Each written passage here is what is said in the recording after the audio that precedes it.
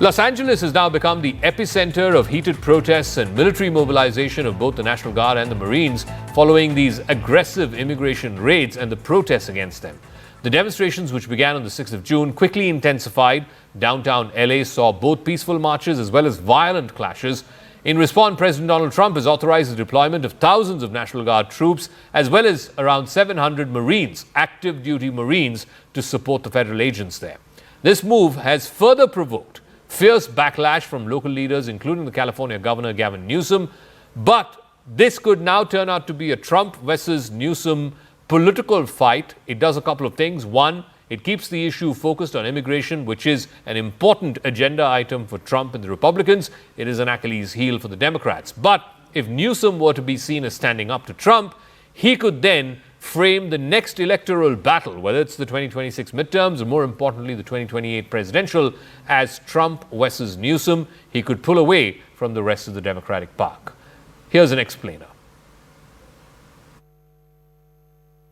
Parts of the downtown Los Angeles area, including where we're standing right now, are currently under curfew. That curfew began at 8 p.m. local time last night, and Los Angeles Police Department making mass arrests following that emergency order. Ice out of New York! Ice out of New York! Thousands are taking to the streets across the country to protest immigration and customs enforcement. The epicenter is in Los Angeles. City officials say the vast majority of demonstrators here are following the law. When these peaceful rallies end and the protesters head home, another element moves in.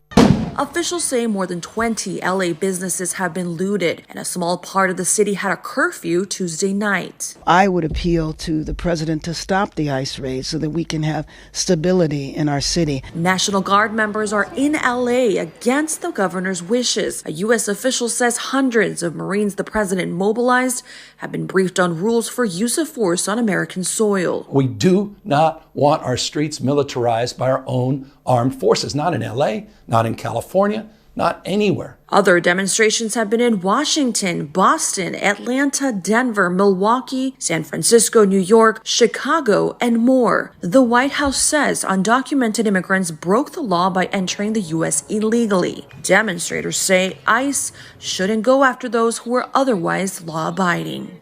Now, that curfew will extend until 6 a.m. local time. Los Angeles Mayor Karen Bass says the curfew order will be in effect at least for a few days. Now, as far as the Marines deployed to the area, we're told they are standing by outside of Los Angeles awaiting orders. U.S. President Donald Trump's recent order to deploy thousands of National Guards and Marines to Los Angeles marks a stark escalation in his ongoing political battle against California's Democratic Governor, Gavin Newsom. This move is not merely about immigration enforcement. It is a calculated political gambit designed to energize Trump's base by exploiting immigration as a potent issue.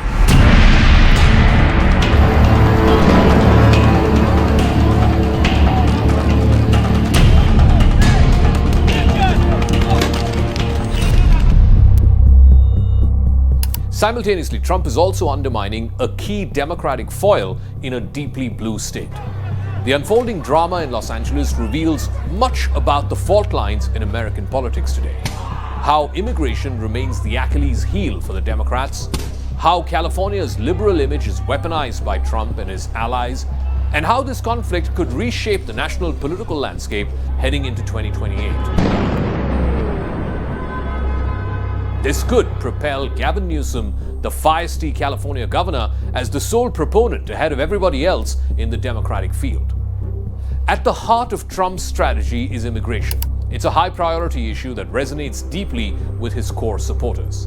Since his 2016 campaign, when he first ran for office, Trump has made immigration and border security as central pillars of his political movement, MAGA. Trump's promise to carry out the largest domestic deportation operation in American history and his aggressive use of federal forces to crack down on undocumented immigrants is propelling the issue of immigration once again to the center stage.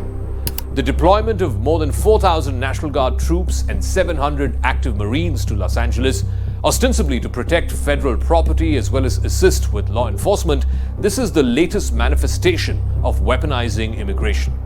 And yet, This military presence, unprecedented in its scale, and it was undertaken without the governor's consent, has sparked widespread protest. In fact, local leaders in Los Angeles are warning that this only inflames tensions and undermines public safety, and Trump is doing this for purely political purposes. Where I've deployed thousands of National Guard troops and hundreds of Marines to protect federal law enforcement from the attacks of a vicious and violent mob. And some of the radical left, they say, oh, that's not nice. Well, if we didn't do it, there wouldn't be a Los Angeles. It would be burning today, just like their houses were burning a number of months ago. Generations of Army heroes did not shed their blood on distant shores only to watch our country be destroyed by invasion and third world lawlessness here at home, like is happening in California. As Commander-in-Chief, I will not let that happen. It's never going to happen. What you're witnessing in California is a full-blown assault on peace, on public order, and on national sovereignty carried out by rioters bearing foreign flags with the aim of continuing a foreign invasion of our country. We're not going to let that happen. California is long seen as a bastion of liberalism and immigration sanctuary. It's now become a symbolic battleground for Trump. He paints the state as taken over by illegal immigrants and foreign criminals. This is a narrative that is designed to stoke fear and resentment amongst voters who feel left behind by globalization and demographic change.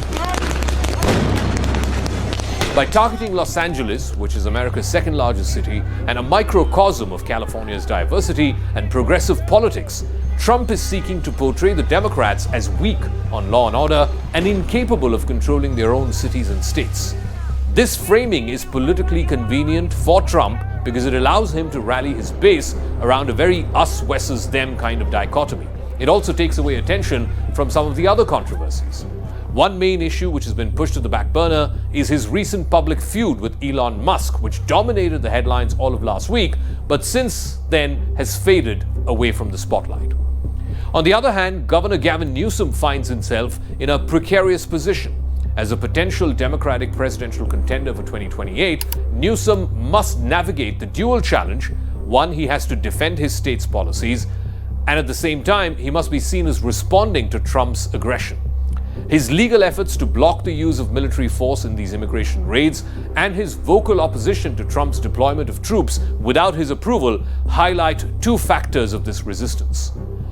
Newsom has accused Trump of being deranged and dictatorial, and yet Newsom's fight with President Trump, who holds the most powerful political office in the country, is also an opportunity for the governor. By positioning himself as a defender of California's values and the target of Trump's political assault, Newsom can elevate his national profile and he can galvanize support amongst Democrats. It could put him at the top of the pack among other probable Democratic contenders in 2028. Donald Trump, without consulting California law enforcement leaders, commandeered 2,000 of our state's National Guard members to deploy on our streets, illegally and for no reason. This brazen abuse of power by a sitting president inflamed a combustible situation, putting our people, our officers, and even our National Guard at risk. But the immigration issue is a critical vulnerability for the Democrats. It was one of the key reasons why they lost in 2024. Internal party debates have revealed that the party's handling of border security and immigration alienated key voter blocs, and that contributed to Trump's resurgence.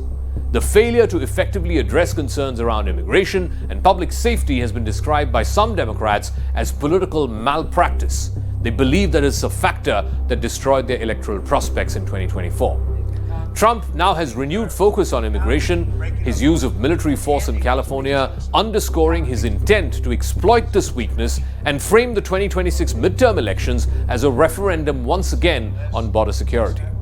Moreover, this conflict between Trump and Newsom shifts away national attention from Trump's personal disputes like the high-profile clash with Elon Musk. The redirection of media focus allows Trump to control the narrative and also rally his supporters around a tangible political enemy. Trump doesn't want, in fact, Trump would rather have these than distractions from the internal Republican controversies. He's also facing flack for his big, beautiful bill, which is running into congressional resistance. For Trump, there is no greater fight that he loves more than one with Democrats. It easily helps him frame the fight for his base. He's projected himself as an agent of chaos. He sees the protesters waving Mexican flags and attacking police cars in Los Angeles as lightning rods, which will spark outrage in his base. For Newsom, this represents the next generation of Democratic resistance against Trump. He also hails from the biggest blue state in the country. He's seen as a liberal and a progressive. He's also expected to play well amongst white male voters.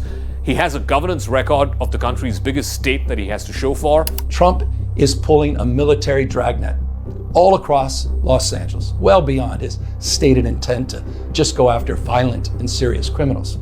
His agents are arresting dishwashers, gardeners, day laborers, and seamstresses. That's just weakness masquerading as strength. Donald Trump's government isn't protecting our communities, they're traumatizing our communities. So in sum, Trump's aggressive actions in Los Angeles are less about immediate immigration enforcement, it's more about political theater. It will also undermine the Democratic leadership in California. It will exploit immigration as a divisive national issue. The deployment of troops without the consent of the state's governor breaks with decades of precedents. It signals a willingness to escalate the conflict with Democrats. For Newsom, on the other hand, the challenge is to turn this crisis into an opportunity to elevate his political stature nationally.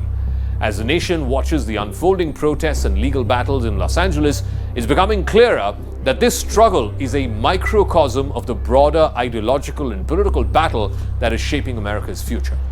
As Newsom and Trump clash over Los Angeles, the stakes extend much beyond the city's streets. They reach right into the heart of the 2028 presidential race and the very future of American politics itself.